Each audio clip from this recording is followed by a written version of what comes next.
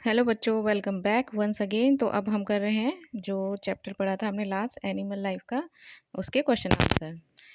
तो देखिए, first question देखिए, टिक करना है करेक्ट ऑप्शन पे। Which is the biotic component of the environment. ठीक है, तो बायोटिक कंपोनेंट्स कौन सा है, चार ऑप्शन आपके सामने है। तो इसमें हो जाएगा आपका प्लांट्स, जो कि बच्चे ने सही लगाया हुआ है, राइट। चलिए सेकेंड क्वेश्चन देखिए, which habitat do rabbit live in. तो जो रैबिट्स हैं, जो खरगोश हैं, वो कौन से आवास में रहते हैं। तो ये आ जाएगा आपका फॉरेस्ट। ठीक है, क्योंकि ना डिजर्ट में रहते हैं, ना ठंडी जगह जो पोलर रीजन होता है, और ना ही ओशन में। तो फॉरेस्ट आपका सही आंसर है। थर्ड देखिए, which organs do frog use to breathe inside water. जो फ्रॉग्स हैं वो पानी के अंदर किस ऑर्गन से सांस लेते हैं। तो करेक्ट ऑप्शन आपका स्किन सही है। Which organs do crab use for breathing. जो क्रैब्स होते हैं, जो केकड़े होते हैं, वो किस ऑर्गन का यूज करते हैं। तो ऑप्शन सही है, ऑप्शन बी गिल्स। फिफ्थ है, which of the following is the breathing organ in insect. जो इंसेक्ट्स हैं उनमें ब्रीदिंग ऑर्गन कौन सा होता है। तो अभी आपने देखा था जब चैप्टर पढ़ रहे थे, तो छोटे छोटे होल्स होते हैं, उनको क्या बोलते हैं, स्पायरिकल्स। ठीक है, जो छोटे छोटे होल होते हैं उनसे वो ब्रीदिंग करते हैं। ठीक है, तो उनको क्या बोलते हैं, spiracles. Fill in the blanks करते हैं। Animals living on land are called terrestrial animals. जो एनिमल्स धरती पर रहते हैं, यानी जमीन पर रहते हैं, तो उनको क्या बोलते हैं, terrestrial animals. Animal which can live on land as well as in water called amphibians. जो एनिमल्स जैसे पानी में रहते हैं वैसे ही जमीन पर भी रहते हैं, यानी दोनों जगह पे वो सर्वाइव कर सकते हैं, तो ऐसे जानवरों को क्या कहते हैं, एम्फीबियंस। ठीक है। Frogs breathe through their land. जो फ्रॉग है वो लैंड पर किस ऑर्गन से सांस लेते हैं। तो वो होता है आपका लंग्स। लेकिन यहाँ बच्चे ने पता नहीं क्या लिखा हुआ है। ठीक है। फोर्थ देखिए, the special feature that animal possess to survive in their habitat are called. तो वो स्पेशल फीचर्स क्या होते हैं जो एनिमल्स जिस एनवायरनमेंट में रहता है उसमें रहने के लिए वो उसी के अनुकूल हो जाता है, उसको कहते हैं अडप्टेशन, यानी कि अनुकूलन या अनुकूलता। ठीक है, यानी कि वो जिस भी फीचर में रहते हैं, जिस भी मौसम में या एनवायरनमेंट में रहते हैं, वो उसी के अकॉर्डिंगली खुद के शरीर को ढाल लेते हैं। ठीक है, जैसे जो पोलर बियर्स है वो स्नोई जो एरिया रहता है ना, बिल्कुल बर्फ जमी रहती है, बहुत ठंडे इलाके में रहते हैं, तो वो उसी में सर्वाइव कर सकते हैं। तो उसके अकॉर्डिंग उनके शरीर पर बहुत बड़े बड़े बाल हो जाते हैं ना। देखा होगा आपने, जो बर्फ में भालू रहते हैं वो वाइट कलर के होते हैं, जो कि अपने यहाँ जो भालू रहते हैं वो काले रंग के होते हैं, है ना। तो वो जिस एनवायरनमेंट में एनिमल्स रहते हैं उसी के अनुकूलन वो उनके अंदर फीचर्स आते रहते हैं, तो उसको क्या कहते हैं, अडप्टेशन, यानी अनुकूलता। Earthworm breathe in oxygen through their. जो अर्थवॉर्म होते हैं, जो केंचुए होते हैं, बारिश में देखा होगा आपने, लंबे लंबे सांप के जैसे निकलते हैं केंचुए, वो अपने किस ऑर्गन से ब्रीदिंग करते हैं। तो वो करते हैं अपनी मॉइस्ट स्किन से। ठीक है, अब ट्रू एंड फॉल्स है। Insect breathe through small opening present on the side of their bodies. की जो कीड़े मकोड़े होते हैं वो ब्रीदिंग करते हैं अपने जो उनकी जो बॉडी होती है उनके साइड में छोटे छोटे होल्स होते हैं। ठीक है, तो ये ट्रू है, तो ये स्टेटमेंट अपना ट्रू है। सालमेंडर इज़ एन एम्फीबियन। जो सालमेंडर है वो एक एम्फीबियंस है, यानी वो धरती पे भी रहता है और पानी में भी सर्वाइव कर सकता है, तो ये स्टेटमेंट भी आपका ट्रू है। Different plants and animals are found in different habitat. की अलग अलग तरह के प्लांट्स और अलग अलग तरह के जानवर अलग अलग तरह के आवास में मिलते हैं, तो ये स्टेटमेंट भी आपका ट्रू है। फोर्थ है आपका, plants and animals are abiotic components. जो प्लांट्स है और जो एनिमल्स हैं वो आपके एबायोटिक कंपोनेंट्स हैं, तो ये आपका फॉल्स स्टेटमेंट है, क्योंकि प्लांट्स और एनिमल्स तो जीवित होते हैं ना, उनमें जान होती है, वो सांस लेते हैं, सांस छोड़ते हैं। ठीक है, तो जिनमें जान होती है वो बायोटिक कंपोनेंट्स में आते हैं, ना कि एबायोटिक कंपोनेंट्स में, तो ये स्टेटमेंट आपका फॉल्स है। ठीक है।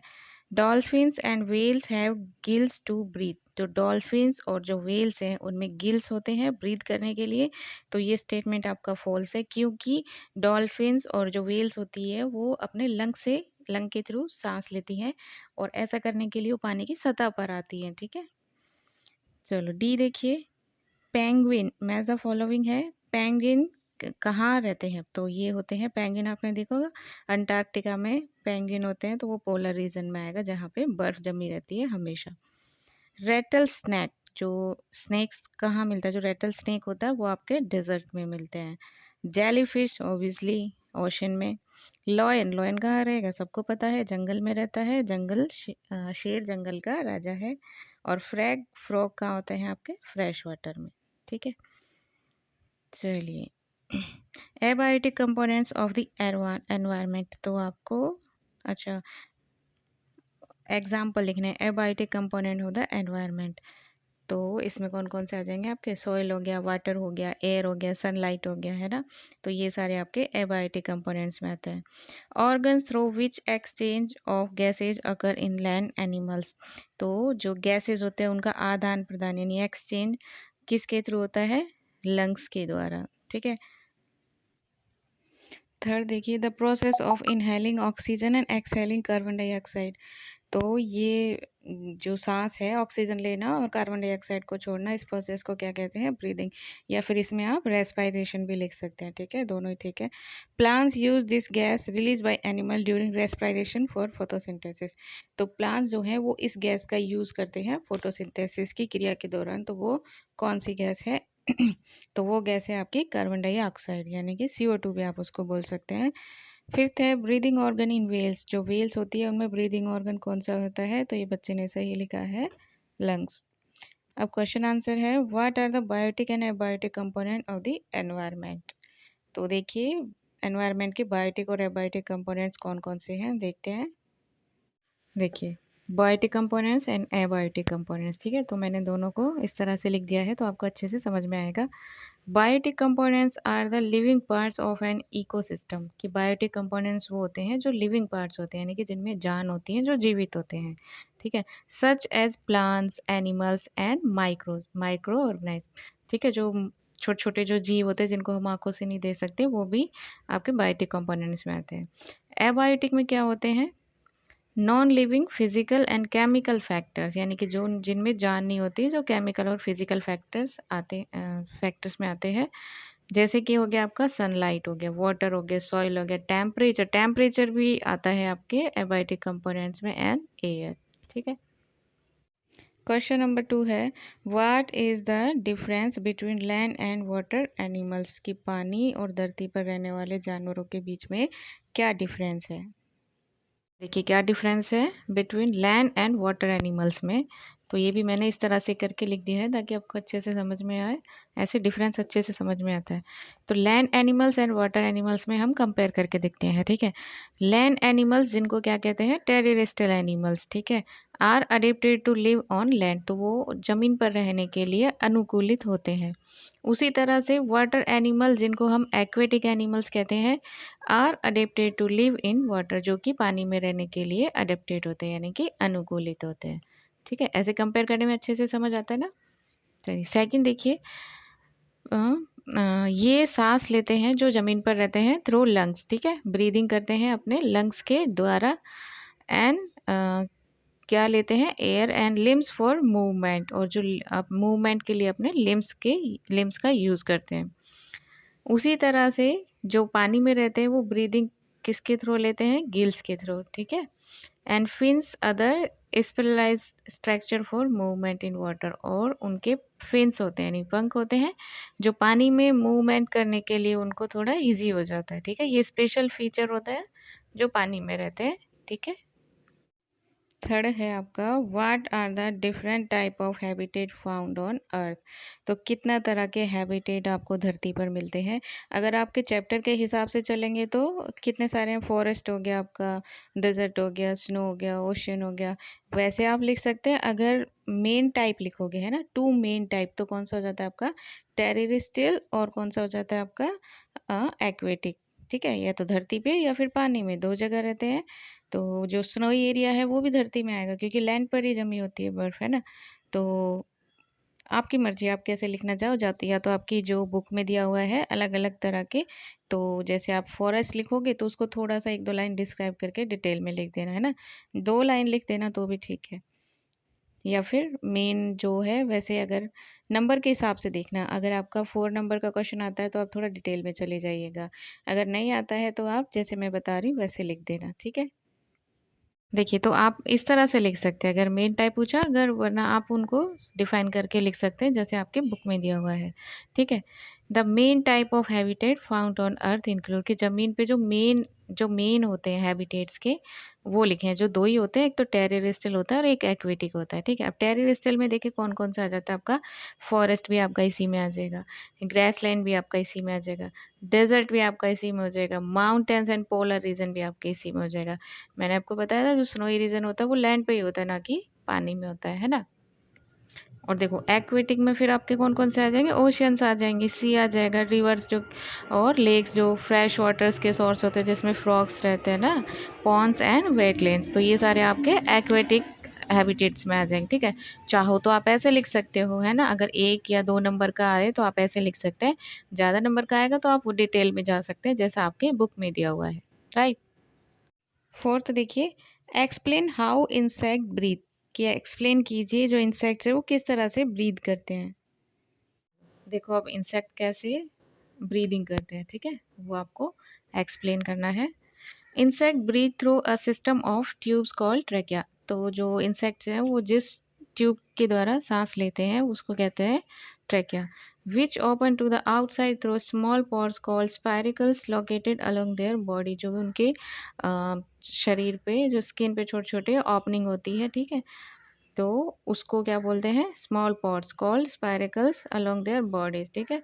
तो छोटे छोटे से जो पोर्स होते हैं उनको स्पाइरिकल्स बोलते हैं। And enter air enter the spiracles and travel through their tracheal system, तो जो एयर होती है वो उन स्पाइरिकल के थ्रू एंटर करती है और ट्रेवल करती है ट्रैकिया सिस्टम, जो एक जाल सा बना होता है ना, जो स्ट्रक्चर में आपने देखा होगा, है ना? Delivering oxygen directly to the tissues and cell, और वो डिलीवरी करती है ऑक्सीजन की पूरे बॉडी पार्ट्स में, ठीक है? चलो, तो ये अगर आप चाहो ना ज़्यादा नंबर तो आप वो भी डायग्राम भी बना सकते हो जो इंसेक्ट का दिया हुआ है ना ब्रीदिंग का, वो वाला, तो उसमें आपको थोड़े और अच्छे नंबर मिलेंगे, ठीक है? 5th क्वेश्चन है, how do the following animals breathe, कि ये जो एनिमल्स है वो किस तरह से ब्रीद करते हैं, तो इनको आपको सबको एक्सप्लेन करना है, ठीक है? ये आपको एक्सप्लेन करना है डिफरेंट डिफरेंट एनिमल्स में किस तरह से ब्रीथ करते हैं। तो हॉर्स देखिए, horse breathe using lungs, lungs का यूज़ करते हैं, हॉर्स ब्रीदिंग करते हैं taking in air through their nostrils and mouth, कि वो अपने नाक से और मुंह से सांस लेते हैं। फिश में क्या होता है, fish breathe using gills, fish अपने गिल्स को यूज़ करके ब्रीथ करती है। Which extracts oxygen from the water as it passes over them, तो उसी तरह से ऑक्सीजन लेती है जो पानी में घुली हुई होती है अपने गिल्स के थ्रू। डॉल्फिन्स ब्रीथ यूजिंग लंग्स, जो डॉल्फिन्स होती हैं वो अपने लंग्स के थ्रू ब्रीथ करती हैं, ठीक है? Coming to the surface of the water to inhale and exhale through their blowhole, तो पानी में सांस लेने और छोड़ने के लिए वो पानी की सतह पर आती है। Frog, frog breathe in a variety of ways through their lungs through their skin, तो फ्रॉग में सांस लेने की 2 तरीके हैं, जब वो ज़मीन पे रहता है तो लंग्स के थ्रू सांस लेते हैं और जब पानी में होते हैं तो स्किन के द्वारा सांस लेते हैं, ठीक है? क्वेश्चन नंबर, अच्छा कॉम्पिटेंसी बेस्ड क्वेश्चन है। तो फर्स्ट देखिए, what are the effect of deforestation on animal life, तो डिफॉरेस्टेशन का एनिमल लाइफ पे क्या असर होता है ये आपको एक्सप्लेन करना है। तो आपके चैप्टर में तो आई थिंक नहीं दिया हुआ ना, चलिए वैसे मैं बताती हूँ, ठीक है? देखिए डिफॉरेस्टेशन के क्या क्या इम्पैक्ट होते हैं एनिमल्स पे। Deforestation significantly impact animal life by destroying their habitats, सबसे पहला इम्पैक्ट जो होता है वो तो होता है डेस्ट्रॉइंग देयर हैबिटेट्स, यानी कि उनके रहने का जो घर होता है वो डेस्ट्रॉय हो जाते हैं। Leading to displacement reduce biodiversity, फिर क्या होता है उनका घर ही टूट जाएगा तो वो कहीं और जगह जाएंगे, है ना? तो फिर क्या होता है विस्थापन होता है, यानी एक जगह से दूसरी जगह पे वो शिफ्ट होते हैं, जिसकी वजह से क्या होता है बायोडाइवर्सिटी कम होती है, ठीक है? And potential extension of species, और जो जातियाँ हैं उनके विलुप्त होने का ज़्यादा चांसेस हो जाते हैं, है ना? It is also disturb food chain, और ये खाद्य श्रृंखला जो फूड चेन बनी हुई थी नेचुरली वो भी डिस्टर्ब होती है। एंड अल्टर्स लोकल क्लाइमेट, और जो वहाँ का लोकल क्लाइमेट होता है वो भी चेंज होता है। Make it difficult for animals to survive, जिस वजह से क्या होता है, एनिमल्स को जीवित रहने के लिए, सर्वाइव करने के लिए बहुत मुश्किलों का सामना करना पड़ता है। क्वेश्चन नंबर 2 है, an insect does not die, कि एक कीड़ा नहीं मरता है, when its head is immersed in water, why, कि ये पानी में डूबा हुआ होता है तब भी ये नहीं मरता, ऐसा क्यों? Insect do not breathe through their head, कि इंसेक्ट जो होते हैं, जो कीड़े होते हैं, वो अपने सिर के द्वारा सांस नहीं लेते हैं, but through small opening called spiracles. अभी हमने पढ़ा था कि सांस लेने के लिए जो कीट्स होते हैं उनमें स्पायरिकल्स होते हैं, जो छोटी छोटी ओपनिंग्स होती है ना उनके बॉडी पे, located along their bodies. Therefore, immersing only the head in water does not prevent them from breathing. अगर उनका सर पानी में डूबा जाएगा तो भी वो जिंदा रहते हैं, क्योंकि वो अपने सिर से सांस नहीं लेते हैं। And they can still survive for a period, और कुछ समय तक वो पानी में जीवित रह सकते हैं। क्वेश्चन नंबर 3 है, can human breathe under water and why, कि इंसान पानी के अंदर सांस ले सकता है और क्यों? तो ए बिग नो, क्योंकि ह्यूमंस पानी में सांस नहीं ले सकते। Humans can not breathe under water, कि इंसान पानी में सांस नहीं ले सकते। Humans possess lungs design to extract oxygen from the air, कि ह्यूमंस के जो लंग्स हैं वो इस तरह से डिज़ाइन किए गए हैं कि वो हवा से सांस ले सके, नॉट फ्रॉम वाटर, ना कि पानी में। We lack gills which are specialised organ found in aquatic animals like fish, कि हमारे पास गिल्स नहीं है जो कि पानी में रहने वाले जीवों के अंदर पाए जाते हैं, है ना। That can extract dissolve oxygen from water, जो कि पानी में घुली हुई ऑक्सीजन लेने के काम आता है, ठीक है। तो मनुष्य में तो लंग्स होते हैं, गिल्स तो होते नहीं है जो पानी में सांस ले पाए। तो इसका आंसर होगा ए बिग नो, कि इंसान पानी में सांस नहीं ले सकता। फोर्थ है, a fish dies when taken out of water, why, एक मछली पानी से बाहर लाते ही मर जाती है, ऐसा क्यों है? अब देखिए, एक कविता सुनी होगी ना आपने, मछली जन की रानी है, पानी से बाहर निकालो तो मर जाएगी, है ना। तो वैसे ही है, मछली सिर्फ पानी में ही जिंदा रह सकती है। Fish die when taken out of water, कि जब पानी से बाहर निकालेंगे तो मर जाएगी। बिकॉज, क्यों मर जाएगी? Their gills are design to extract dissolve oxygen from water, कि उनके जो गिल्स हैं, जैसे हमारे लंग्स हैं वैसे उनके गिल्स हैं, जो इस तरह से डिजाइन किए गए हैं कि वो पानी में ही सांस ले सकती है। In the air their gills कोलैप and can not function properly, अगर उनको बाहर निकालेंगे तो उनके गिल्स हमारे एनवायरनमेंट से कोलैप नहीं कर पाएंगे, वो प्रॉपरली फंक्शन नहीं कर पाएंगे, preventing them from absorbing the necessary oxygen leading as asphyxiation. तो अगर उनको, वो पानी में ही सांस ले सकती है, जो घुली ऑक्सीजन होती है पानी में उसी में सांस ले सकती है, अगर उसको धरती पे लाएंगे तो वो मर जाएगी, उसको घुटन हो जाएगी, ठीक है। Visit a zoo and explore the animal world. Study any 5 animals that fascinate you and find out the following feature in these animals. तो देखिए भाई, यहाँ क्या करना है आपको, नेम ऑफ एनिमल्स, यहाँ आपको एनिमल्स के नाम लिखते जाने, यहाँ आपको हैबिटेट लिखना है कि वो किस हैबिटेट में या आवास में रहते हैं। बॉडी पार्ट ऑफ ब्रीदिंग, और किस बॉडी पार्ट से या किस ऑर्गन से वो सांस लेते हैं वो आपको यहाँ मेंशन करते जाना है, जो कि बच्चे ने पहले से किया हुआ है, ठीक है। तो देखिए, एनिमल जैसे पोलर बियर हो गया, तो वो कहाँ रहता है, पोलर रीजन यानी स्नोई एरिया में रहता है ना। और जो जिस ऑर्गन के थ्रू वो सांस लेता है वो होता है उसका लंग्स, ठीक है। सेकंड दिया हुआ है लोयन, लोयन कहाँ रहता है, ऑब्वियसली फॉरेस्ट में रहता है, और ये भी लंग्स के थ्रू ही ब्रीथ करता है। सेकंड लिखा हुआ है फ्रॉग, फ्रॉग कहाँ रहता है आपका, फ्रेश वाटर में, ठीक है।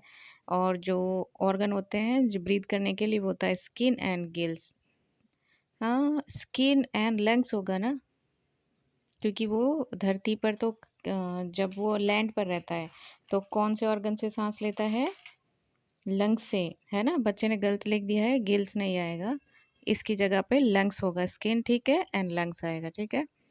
चलिए अगला देखिए क्या लिखा हुआ है, अगला मुझे समझ नहीं आ रहा है इसका, आप लोगों को आ रहा है कि क्या लिखा हुआ है बच्चे ने। ओशन में रहता है लंग्स एंड गिल्स, तो वेल है क्या, वेल होगा, है ना। ओशन में रहता है तो लंग्स और गिल्स, पानी के अंदर नहीं नहीं नहीं नहीं, ये वेल्स नहीं होगा, क्योंकि वो तो लंग्स से लेते हैं ना वेल्स, और जो कौन सी मछली थी, डॉल्फिन। एंड फॉक्स, फॉक्स का ठीक है, ठीक है, तो ये पता नहीं कौन सा, इसकी जगह आप दूसरा लिख सकते हैं। जैसे आप व्हेल लिख सकते हैं, तो वो ओशन में रहती है और लंग्स के थ्रू सांस लेती है, क्योंकि सांस लेने के लिए वो पानी की सतह पर आते हैं। ठीक है, तो चलिए ये आपका चैप्टर फिनिश हो गया। क्वेश्चन आंसर भी मैंने बता दिए हैं। और बच्चे लोगों सब्सक्राइब ज़रूर करिएगा। आप लोग सब्सक्राइब नहीं करते हुए ना, वीडियो देख लेते हो, तो सब्सक्राइब करना मत भूलना और अपने दोस्तों के साथ शेयर ज़रूर करना। मिलते हैं अगले वीडियो में। Take care, bye bye.